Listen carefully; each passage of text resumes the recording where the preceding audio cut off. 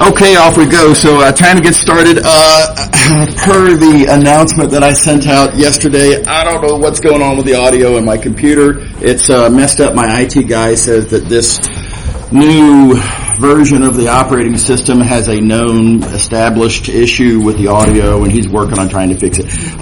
Until then, again, just please make liberal use of my recordings from past semesters.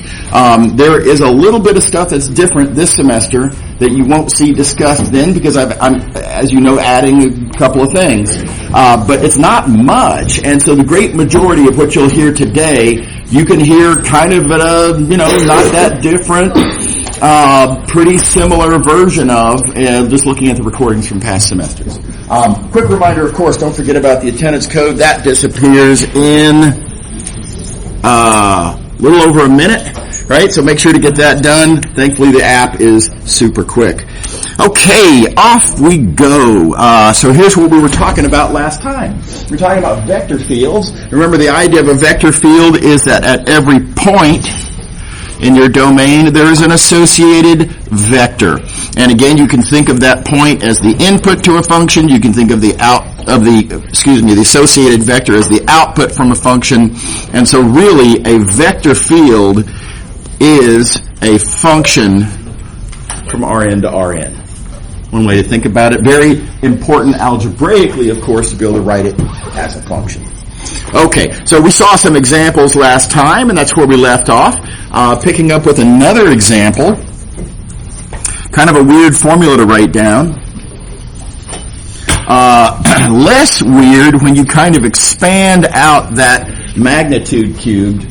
And then what you notice is that here we have a unit vector.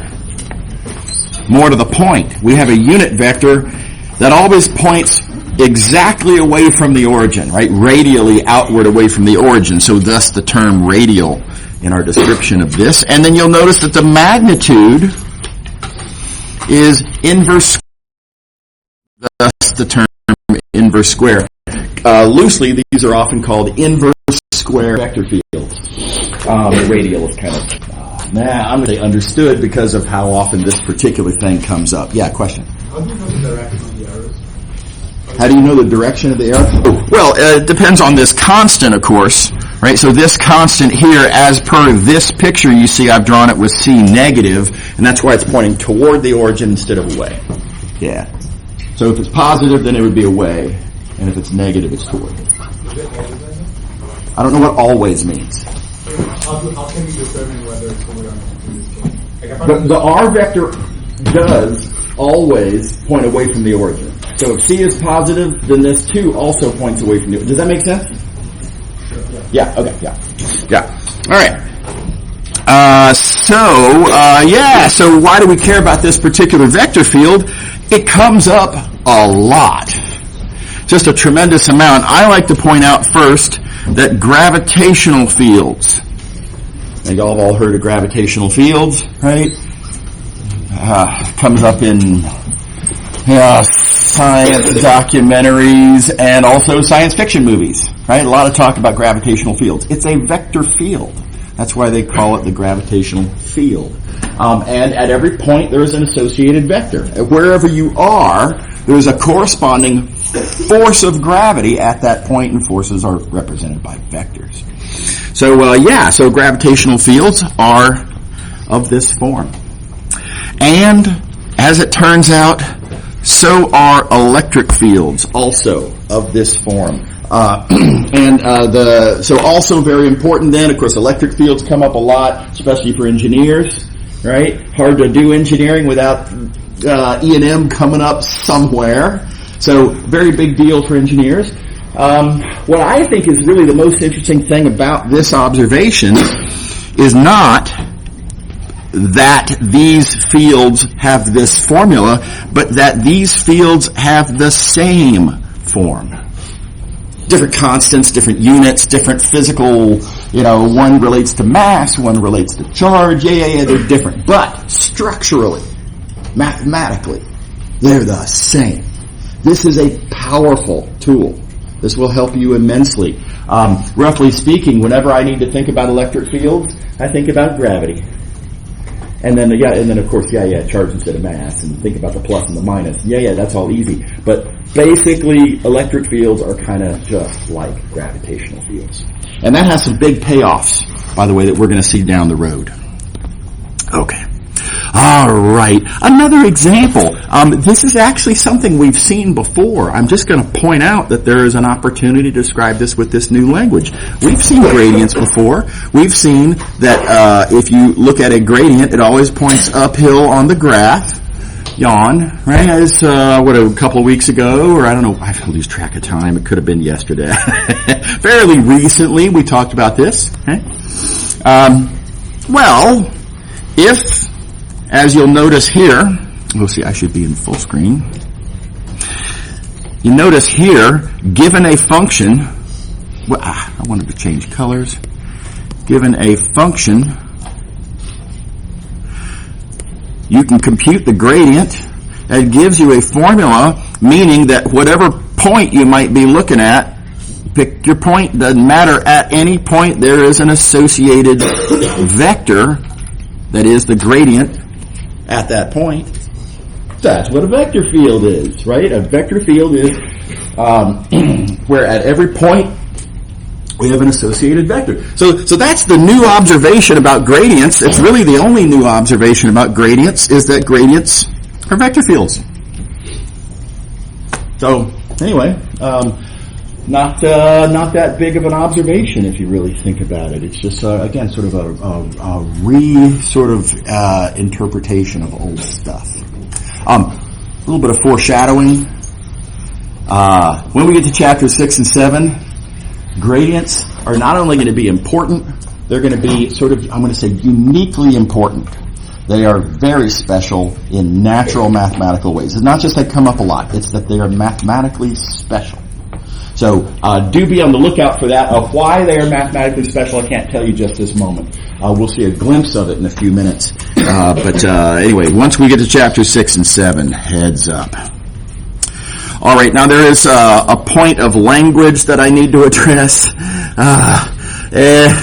Okay, all right, so anyway, here we go. When you're talking about taking the gradient, of course, you take the gradient of a function. Of course, the result is a vector field, as we just discussed. What should we call that vector field that is the gradient of the input? Well, I think if it's the gradient, we should call it the gradient. Call me crazy, right? That's a reasonable thing to describe it as. Right? Now, let me remind you, we've kind of used this grammatical construction before with derivatives. If you have a function, you take the derivative. The function that comes out, we call it the derivative.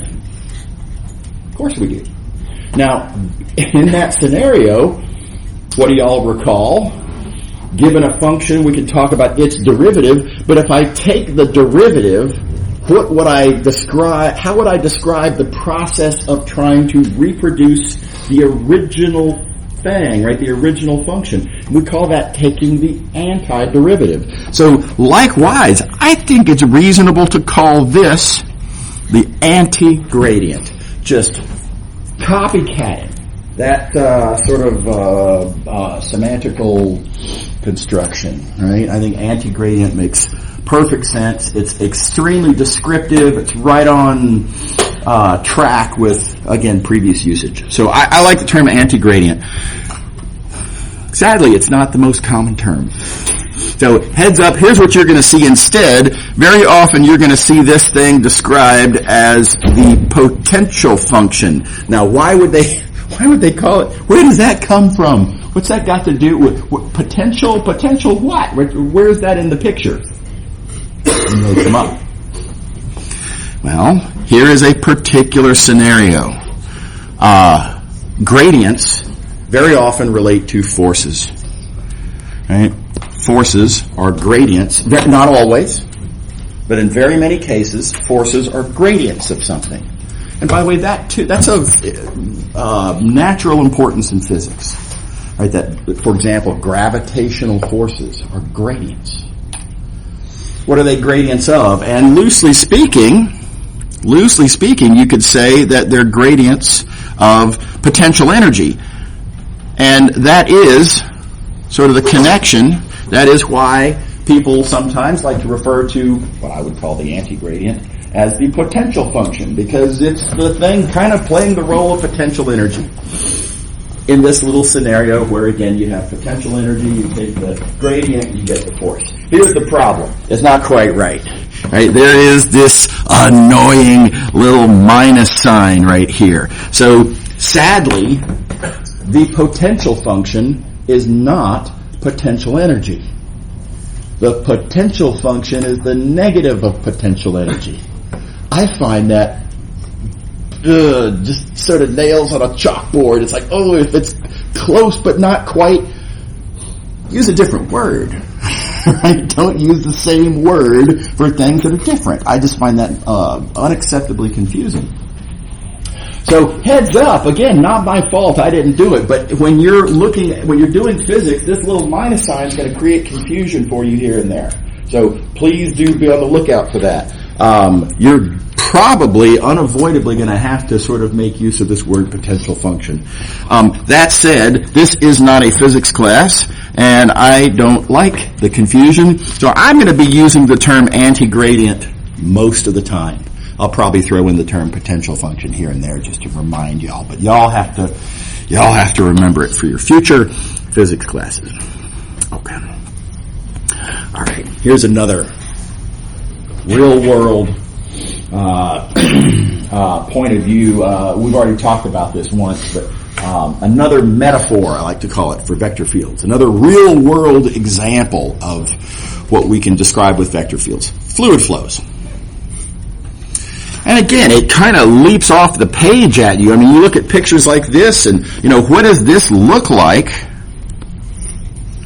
What does that look like? And what I see is a fluid kind of flowing along as indicated by those arrows. And that's pretty reasonable. If you have a flowing fluid, right, if we were to set up a fan over here on this corner of the room and point it that way, the air would be kind of, doing about like this or something, and air is a fluid of sorts. It's not a liquid, it's a fluid. And it would be moving, and at every point, there would be an associated velocity, namely, we could describe it with a vector field. So, very natural tool for this very common scenario of flowing fluids. Now, there is one in particular, these are all pretty natural. Nobody's hopefully concerned about those. This is the one that I think weirds people out a little bit. The idea that animal migrations can be thought of as a fluid flow. I mean, you might be willing to to acknowledge the difference between the words fluid and liquid, right? And accept, for example, that air is a fluid, right? Cool.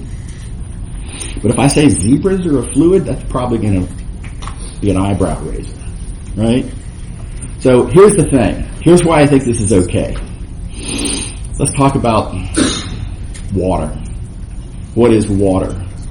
And we tend to think of it as being this kind of truly, uniform down to the smallest level, kind of continuous, just flexible kind of stuff. But it's not. Water is made up of a bunch of distinct, discrete particles. Molecules.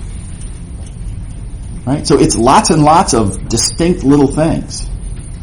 And if you have a herd of, I don't have the slightest idea what the appropriate number would be, if you have a herd of 500,000 zebras, that is a very large number of entirely distinct things.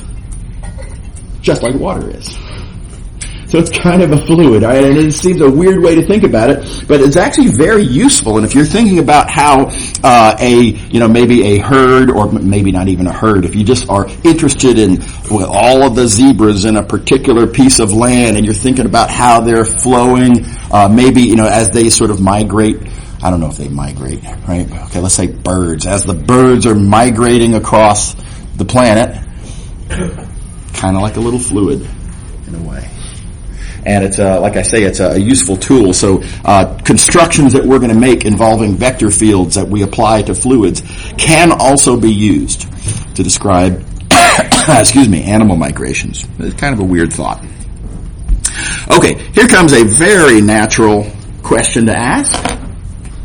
The answer to the question that we're about to ask is going to be an important mathematical construction. It will be one of the primary objects of study when we get to chapter 6 and 7, mostly 7.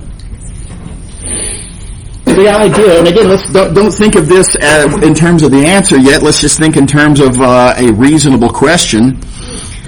If you have a vector field representing the, let me hit that better. If you have a vector field representing the velocity of a fluid, right? So there's some sort of a fluid, doesn't matter what it is, some sort of a fluid flowing along. We understand its velocity. And if you were to say, hey, I've got this little piece of surface right here,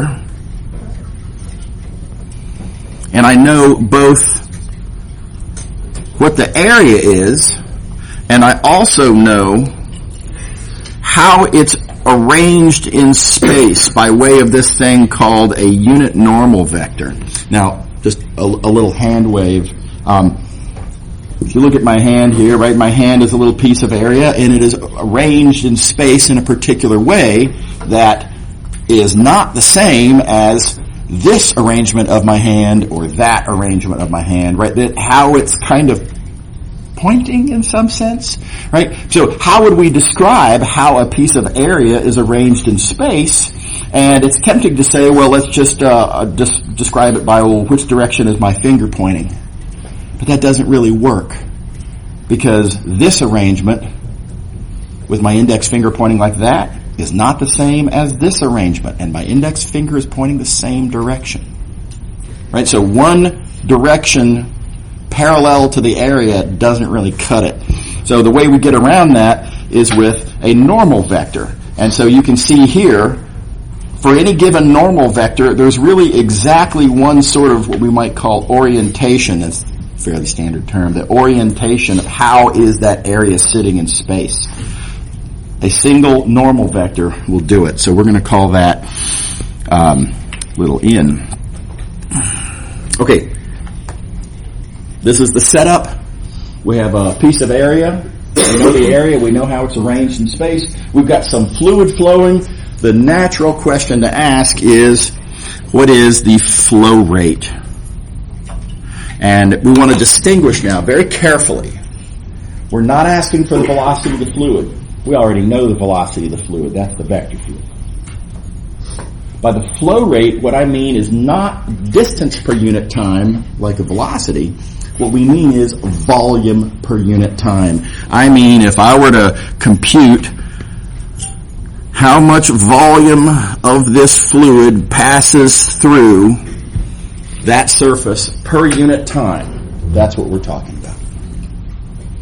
Okay, so given a flowing fluid and an area arranged in space, what is the flow rate? Does everybody see the naturality of this question? Very reasonable thing to want to talk about. Example, by the way, let's suppose you're in you've got a flowing fluid in a river. Right? Fluid's flowing along.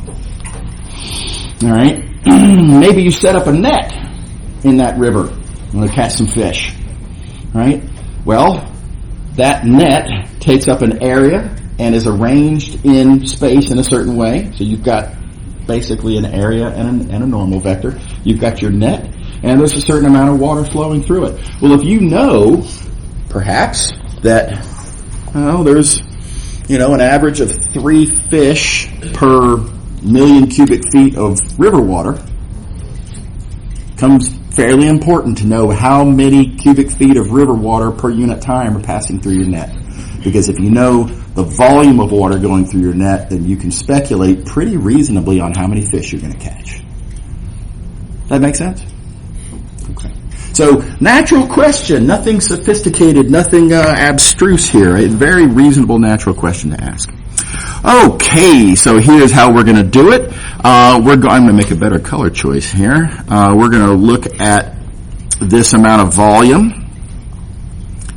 By the way, in this example, I've drawn this as a parallelepiped because I drew this area as a parallelogram. It won't always be, so let's not try to take advantage of this being a parallelogram. We won't need to. So anyway, just kind of pretend that it isn't. Let's see here. Okay, so what is that volume?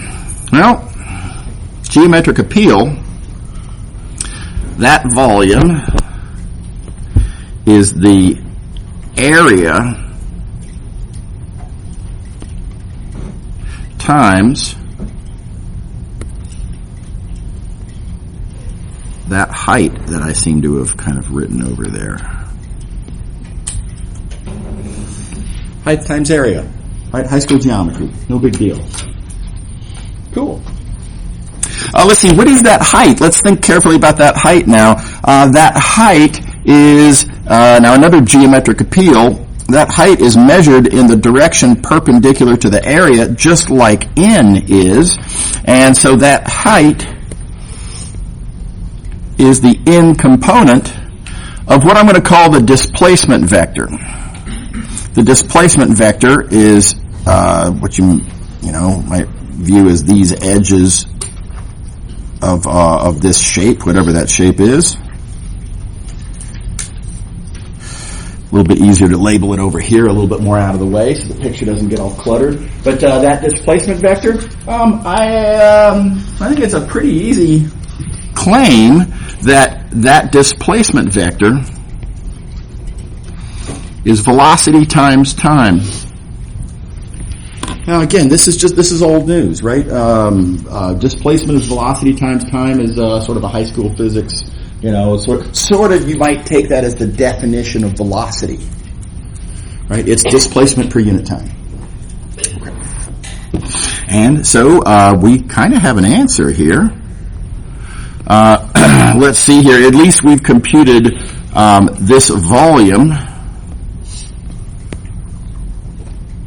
That volume, that's the amount of volume in a given time, delta t. So if I want volume per unit time, I need to divide delta v by delta t, and that gives me my flow rate is this purple expression right here. And it's a nice, crisp little answer. Yes? No, my force here is velocity. The what now?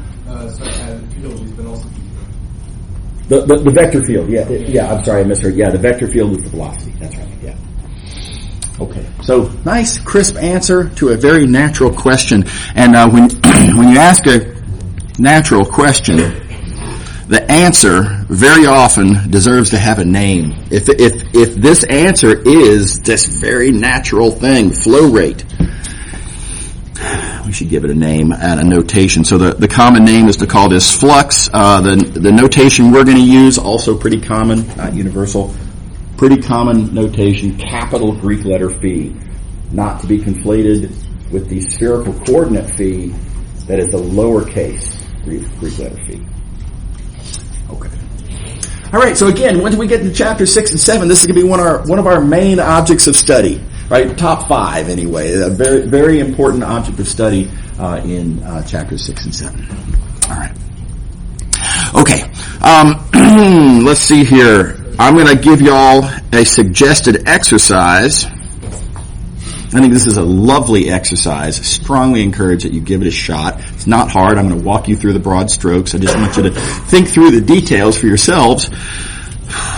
What if we were to represent the vector field in a different way, and this is going to seem strange, right? Why would I want to represent the flow of a fluid not with the velocity, but for some reason I want to multiply by a factor of density? Why would I do that? That's so weird, right? So here's why. If you do that,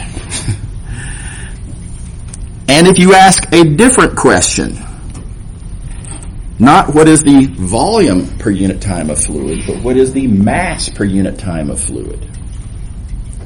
It turns out the answer is, again, the exact same expression, F dot n times the area. Right? So roughly speaking, this is the answer to why I would do such a silly thing. Why would I represent a vector field with density times velocity? Well, because if you do, then flux, this mathematical object that we're going to study in great detail, that we're going to develop powerful theorems about, that we're going to be able to compute in wonderful ways,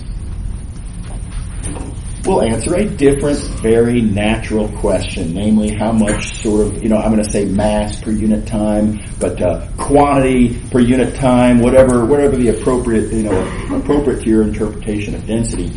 How much stuff per unit time is passing through your surface? Right, so very reasonable thing to want to do. Now, how are y'all going to solve this? How are y'all going to show that this is what I claim? And what you're going to do is first realize that you need to compute now not volume, you need to compute mass. How much mass gets through your surface in a given amount of time. And of course, mass will have an extra factor of density. Mass is volume times density. And that will continue along. And then at the very end, where does it go? And at the very end, where it goes is part of the vector field, right? You see it right there. It basically gets absorbed into F, where, as you see, it is supposed to be in the first place. So, roughly speaking, that's how it goes. Now, again, detail devils for y'all to think through. Please do think it through. And if you have any questions about any of that, then as always, please come to my office hours. I'll be very happy to help. Right? When you need concerns you have about, wait a second, I don't understand this part or whatever, happy to talk about it. Please do give it a shot on your own first, but then if you have any trouble, come talk to me. Okay. It makes me sad that, unfortunately, I have to make this entire page optional. It's really cool stuff, and we just don't have time for it. The big idea is that there are some kinds of fluids where it doesn't really make sense to talk about the velocity of the fluid. And here's one of them. If you have a light bulb, right, the light bulb shoots out photons every which way. And, well, photons, little particles, all kind of moving somewhat together, at least in this scenario where we have a light bulb, single light bulb, kind of a fluid. Again, kind of like zebras. It's not a liquid, right? But it's a bunch of little particles all kind of moving together. That's kind of what a fluid is. Well, here's the thing. If I have two light bulbs, I have a light bulb here, and if I have a light bulb here, well, the green one is going to be shooting photons that way at this point, but the orange one is going to be shooting photons that way at that same point. And so if I ask at that point, what's the velocity? I can't even make sense out of that. Right? What do you mean velocity? There's two velocities. So what do you do? Right? How do you deal with this? And anyway, very, very quickly, the short version of the answer is that we kind of take the equation from the other side and turn it around backwards. So we already established this. On the previous page, we said, hey, if you know the velocity, or the density times velocity, whatever, then you can ask, what's the corresponding flow rate? We're just going to turn this around backwards now. And we're going to say, look, empirically, in this scenario up here, in this scenario, I can empirically, or, by calculations based on what I know about my fluid, whatever, I can identify what are the flow rates through a representative collection of surfaces. And if I know what those flow rates are for all surfaces, or at least enough surfaces, then I can reasonably ask, hey, what vector field would make this equation still work? And as long as the scenario is set up appropriately, there will always be an answer to that. There will always be a vector field that makes this work. And so that's the vector field that we use to represent that sort of weird fluid flow. Anyway, it's a really nice idea. There's a lot of details. This example down here, so cool, but we don't have time to do this example. So I would encourage you to take a look. Again, you don't have to. It's not on the test. It's not officially part of the course, but it's kind of neato if you're in the market for such a thing. Okay. All right, so moving along. Here's another reasonable question that you can ask about a fluid flow. And in fact, let me go back to this one. And let's suppose that I were to drop a particle into this fluid right there. What would happen? Well, what would happen, and this is, by the way, think of this as being a low mass, high area. This is a Nerf ball, right? Or if you think of this as a, I like to think of this particular vector field as representing a like the, as seen from above, like I have a pot of water and somebody stirred the pot counterclockwise, right? So if you've got a pot of water and you've stirred it counterclockwise, suppose I drop a bay leaf into that water, right? I'm making soup. And you drop that bay leaf right there. What's that bay leaf going to do? Well, it's going to go wherever the water tells it to go, isn't it? Right? If the water is going up, well, the bay leaf's going to be going up because it doesn't have enough mass or, inertia to sort of decide its own direction. So, and then of course, as it goes up, it becomes now at a different point. If it's at a different point, the water's going a different direction, and it will eventually, change its direction to, again, do whatever the water says it should do. It's just going to follow the water. It goes where the water goes. And altogether, geometric appeal, I'll bet you can imagine it goes around in a circle. Right now, that's just a purely sort of physical appeal. Is that a plausible physical appeal? Everybody kind of buy it? Okay. All right. So this is an example of what we call a flow line. Oops. The idea of a flow line is that it's the path that the particle follows subject to the flow of the fluid. And as we've already kind of enunciated, if I want to talk about the path, what I know is that the velocity of the particle has to be the velocity of the fluid. Now, the fluid's got different velocities at different points, so when I say that the velocity of the particle is the velocity of the fluid, to be clear, I mean the velocity of the fluid wherever the particle is, which, of course, is described by the path. Right? So again, this equation I've written down here, it reads pretty easily into just straight English. Velocity of the particle, r prime, is the velocity of the fluid, which we describe by v, wherever that particle happens to be at the moment, which is r of t. Okay. All right, and then we just make the realization that, if you're describing the flow by way of its velocity with a vector field, then you can replace v with f, and then all together we have what we call a system of differential equations.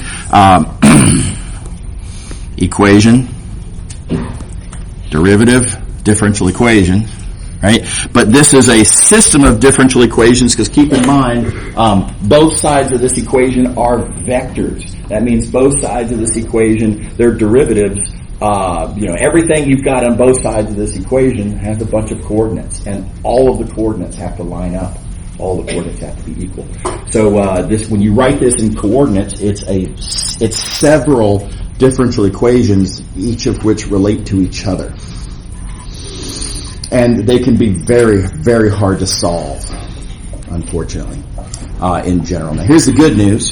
The good news is there is a significant category of these kinds of differential equations that you're totally going to learn how to solve. It's not going to be in this course. It's going to be in Math 353. That is, assuming you're mostly engineers and mostly going to take 353. So y'all will learn how to solve these kinds of differential equations. The arguably better news is that, again, because we're not going to do that in this course, we're not going to do that at all in this course. And there's a much easier thing to do called confirming a solution. Whoops, wait, hang on. There's the wrong color. So if what you want to do is confirm a particular solution, such as in this example down here, I claim that this is a solution to that system of differential equations, all you got to do is plug it in.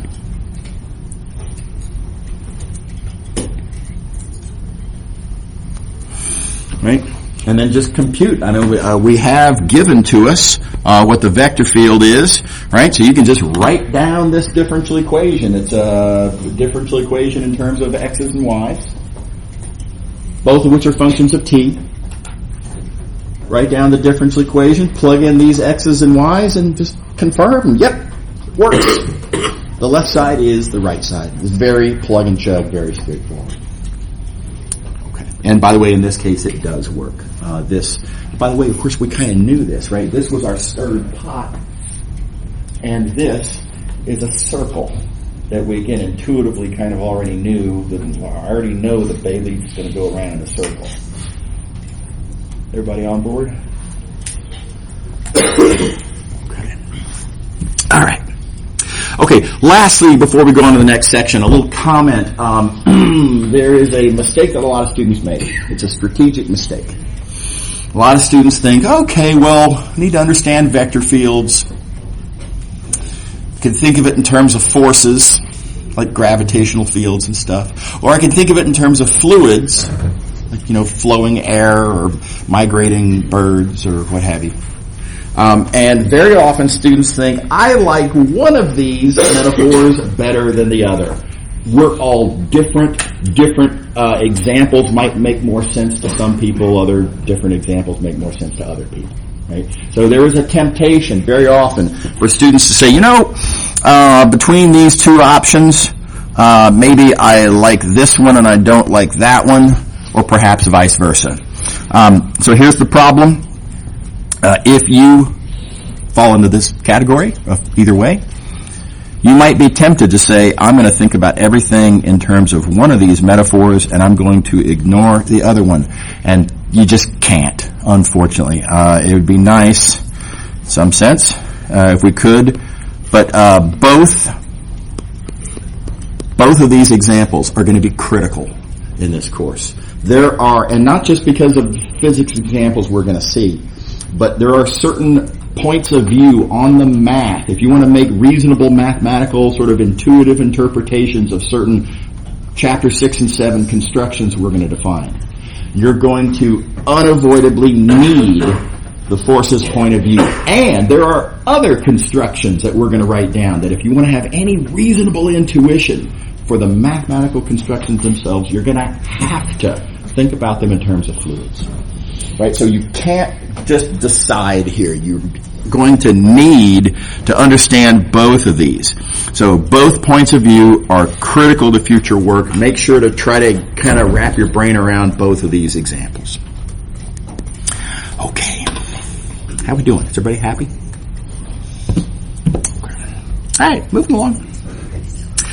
3.4 is a weird section. I've already made the observation that it really, in some sense, kind of a lot of Chapter 3 is weird, where we're introducing things that we're not going to actually really do much with for a while, right? I mean, vector fields we're not going to see again after today until we get to Chapter 6, which is, several weeks from now. So it's a little strange. 3.4 is even stranger. Not only are we not going to see this for a while, also, but I don't even really have the tools to be able to justify most of the claims that I'm going to make here. So, it's fairly questionable as to whether this is the right time to talk about this stuff. I'm going to do it because the book does it at this point, and we want to follow along with the book, and there's arguments on both sides, and the argument in favor of doing it now is these ideas, when we get to chapter 6 and 7, are kind of weird, and they take some digesting, and it's hard to kind of wrap your brain, as they say. And so, if the pedagogical hope here is that if we introduce this stuff now, not with justifications and full satisfaction, but if I just make some assertions about this and let those ideas just kind of start to kind of seep in to your minds, then when we get to actually doing stuff with them in chapter 6 and 7, they'll be relatively familiar. You'll already kind of have some sense of what we're talking about, and it'll make it easier to digest chapter 6 and 7. So that's the idea. Apologies in advance. This is going to be weird, and I'm going to have to just say, trust me, several times in this section, and I really don't like having to do that. Here we go. Okay, gradient, old news. Y'all have seen this a million times. Here's a different way to write it. Now, this is, it's a little strange to think of a detached, separated operator applying to a detached function. But if you think about it, what would this mean? If you were going to try to make any sense out of this construction, you would think, all right, well, I guess we're doing that in the first coordinate, and I guess we're doing this in the second coordinate, and you can see you would actually get exactly what you want. So this is, weird though it looks, actually a pretty standard and acceptable notation for writing the gradient vector. That said, now that it's separated, this thing by itself appears to be a thing. It looks like a vector. Now, it also doesn't look like a vector, right? If you think about every vector you've ever seen before, had coordinates that were scalars, right? Numbers, right? That's what a vector is supposed to be. Here we have a vector where the coordinates are not even scalars.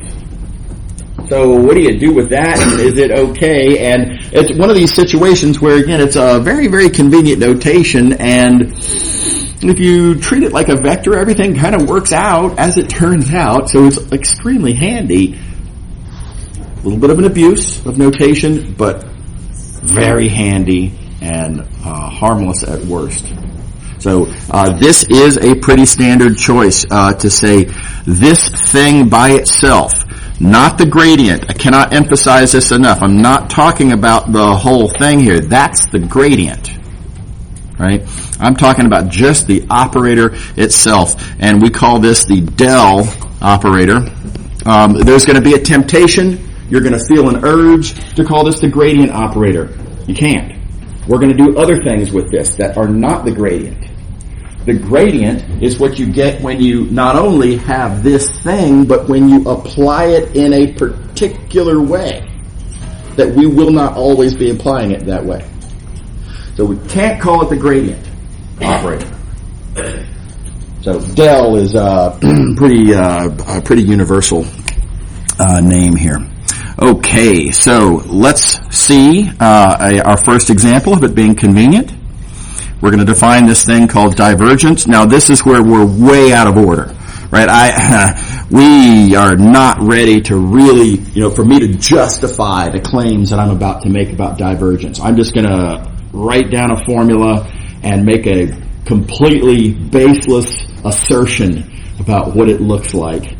And I'll show you a couple of examples. Right? And much later, chapter 6 and 7 is when we're going to actually start seeing where this naturally arises and making arguments about how this actually does do what we claim that it does.